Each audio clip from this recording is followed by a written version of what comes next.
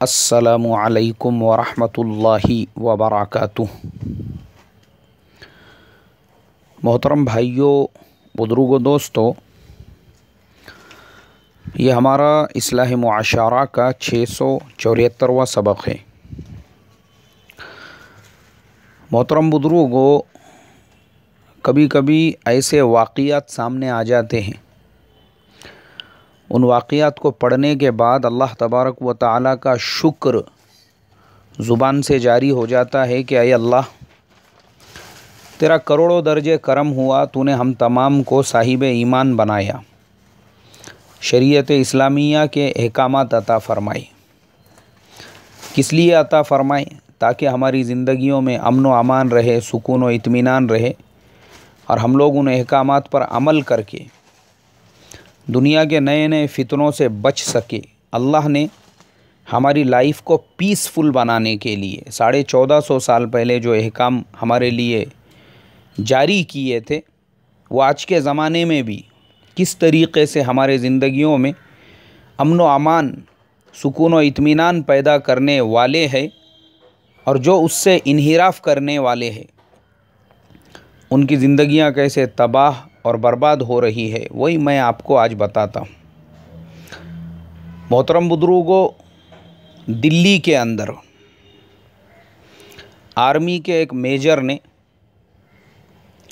अपने दूसरे एक मेजर दोस्त के बीवी का गला छुरी से काट कर, जैसे बकरा हम लोग ज़ुबाह करते हैं उस तरीक़े से उसको ज़ुबाह करके उसकी डेड बॉडी को एक हाईवे रोड के ऊपर फेंक दिया और उसके बॉडी को कई मरतबा कार से रौंदा ताकि जाने आने वालों को ये लग सके कि ये एक्सीडेंट की वजह से हुआ है और इसकी मौत एक्सीडेंट की वजह से हुई है, और उसके बाद वहाँ से फ़रार हो गया। मोहतरम बुज़ुर्गों, अब इस वाक़ये के पीछे का बैकग्राउंड क्या है? कुरान पाक का वो हुक्म जिसमें अल्लाह तबारक व तआला ने फ़रमाया, या अय्युहल्लज़ीना आमनू ला तदखुलू बुयूतन गैरा बुयूतिकुम हत्ता तस्तअनिसू व तुसल्लिमू अला अहलिहा। देखो, हमारे इस्लाम के जो अहकाम हैं 1450 साल पहले, और आज जो न्यूज़ चैनल्स इस्लाम के अहकामात को रूढ़िवाद, क़दामत पसंदी, पुराने ख़यालात, आज के मॉडर्न ज़माने में बोले हम इनको फॉलो नहीं कर सकते, मत करो, नहीं कर सकते ना, मत करो, और अपने घरों को बदकारी, ज़िनाकारी के अड्डे बनाओ। अल्लाह हिफाजत फरमाए, अपने घर की महरामात को परोसो लोगों के सामने ज़िना के वास्ते, और उसके बाद जब मुआमलात इतने आगे बढ़ जाए तो फिर इस तरह के केसेस भी अपनी आँखों से देखो, औरतों का कत्ल होते हुए। क्यों हुआ ये हादसा? दोनों मेजर एक साथ में काम किया करते थे, अब दोनों का एक दूसरे के घरों पे आना जाना होने लगा। आइए आइए, सर आए हैं, सर आए हैं। अरे, सर के लिए जूस लेकर आओ, सर के लिए चाय लेकर आओ, सर के लिए कॉफ़ी लेकर आओ। अब घर की औरतें उनके सामने आकर उनको चाय पिला रही है, जूस पिला रही है, पानी पिला रही है, और इस्लाम ने 1450 साल पहले कहा कि तेरे घर की मस्तूरात का, तेरे घर की महरमात का, औरतों का, तेरे अपने सगे भाई से भी तेरे बीवी का पर्दा करना फ़र्ज़ है।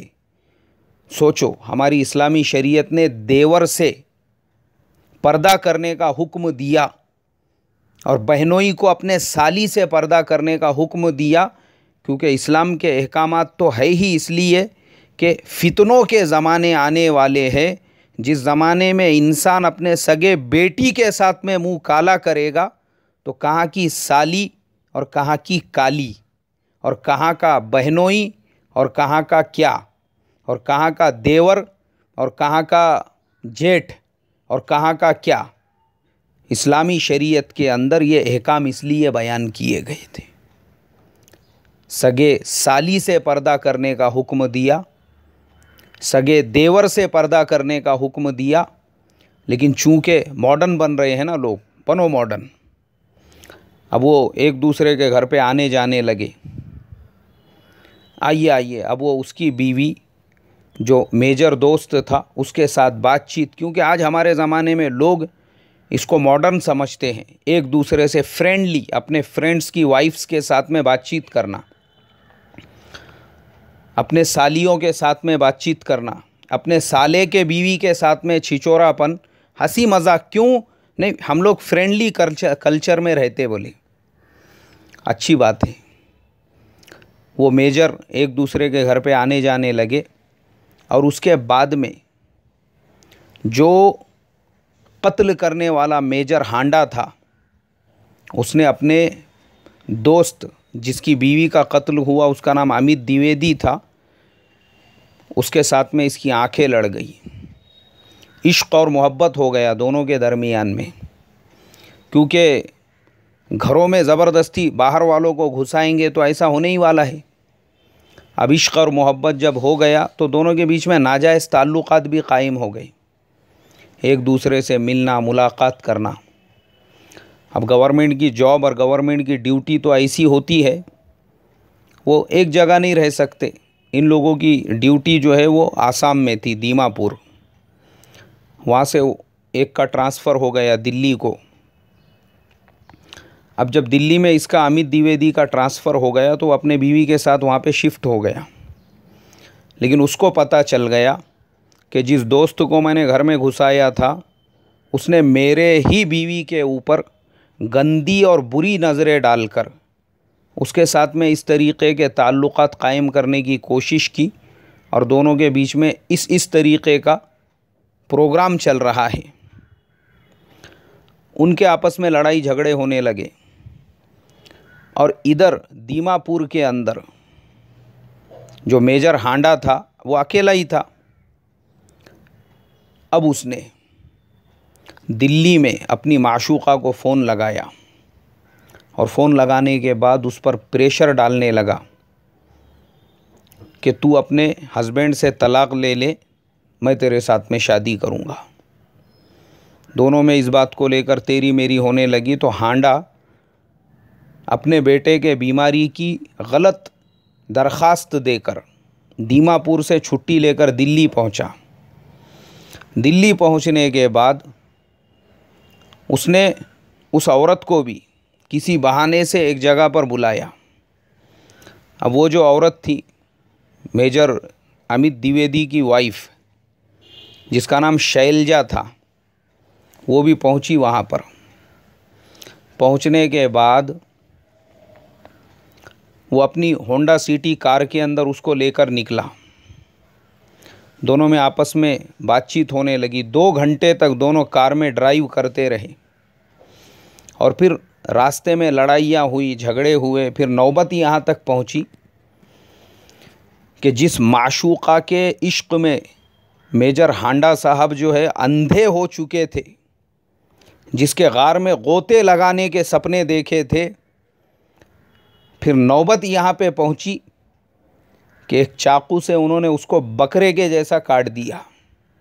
और काटने के बाद जो दिल्ली मीरठ हाईवे है, उस हाईवे पे एक जगह पे फेंक दिया।